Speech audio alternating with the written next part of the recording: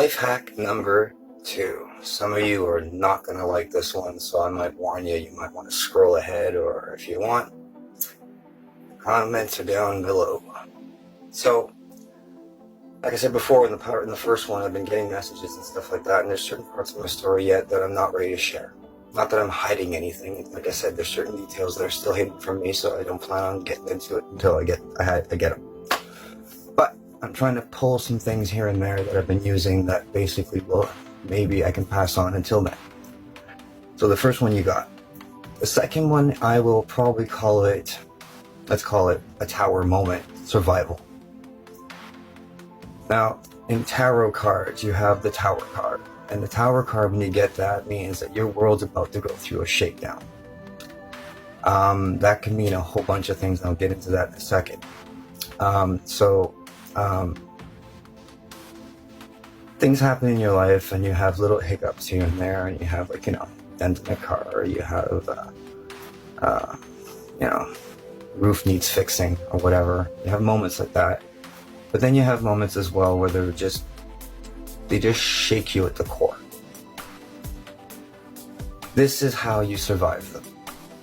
So this is going to be sort of like a two-part answer. So the first one, which is the one that's going to make people squirm, and first part of it is, do you love yourself? Now, I'm not talking about butterflies and bubblegum here. I'm talking about, do you like who you are? Is who you are on a daily based on what you feel about yourself, or what you're compromising yourself to be for others? Because if you're doing the second one, the tower will hurt you even more. But it's not to say that the one in the first group is going to be completely fucking going scot-free.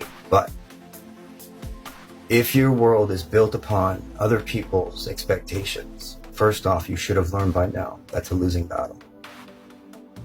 If you haven't learned that by now, your next tower is impressively going to be huge.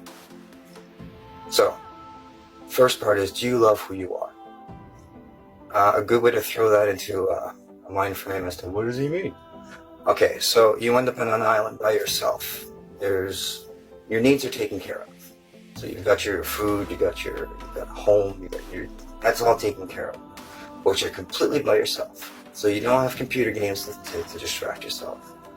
There's books you might want to read, but they're mainly like informationary and whatnot, like how to build a canoe, get off the island, that kind of stuff. So if you have just yourself and your thoughts, could you stand being in a room with that person? That's another piece of the tower. So, now, examples of the tower. Okay, so this could be the girlfriend you thought you were going to marry, the fiance you thought you were going to marry, the wife you thought you were going to have, the mother of your children you thought you were going to have, the career you thought you were going to have, your best friend stabbing you in the back, something being held back and you being held accountable, relationships that basically keep taking, and basically what you're told in return is that you're not doing good enough. So you've got this, I got to dish out more just to get what other people get for like barely anything.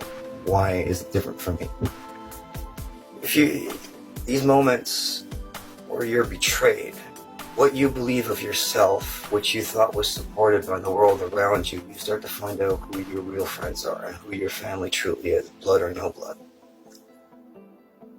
Surviving this moment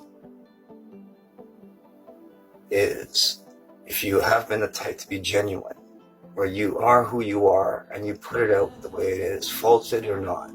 As long as you're not out there to hurt people, as long as you're not out there to step onto people, there's plenty enough for everyone to share. There's no need for that kind of competition. If you were like that at your core and you were treated otherwise, and you come out from the ashes in your flame phoenix life, you're almost healed. The last part, the part where I said a lot of you are going to have a hard time with this, is that forgiveness. oh my God, I gotta forgive this person that hurt me. Oh my God, they hurt me so bad. They hurt me so bad. That's part of it. And then there's, how could I be so bloody stupid? How could I let this happen? I should have seen this coming. How did I let this happen to myself? I'm such a fucking idiot, right? And so, and then the third part I'm going to add as a cap. So, you need to use gratitude, actually, instead of forgiveness. I think that's where people have made the mistake. You see, like, this person, however much they hurt you, they have their karmic debt for that. So you don't need to worry about it. Something else is going to take care of that. You don't need to revenge. You don't need to get even. That has a system on its own. So, what you need to do is, unfortunately, thank them. Thank them. Why? Because what they just put you through will make you stronger than you ever thought you would. Second part is, instead of forgiving yourself, to letting yourself get swindled by that person, thank yourself for allowing yourself to be swindled by that person. What?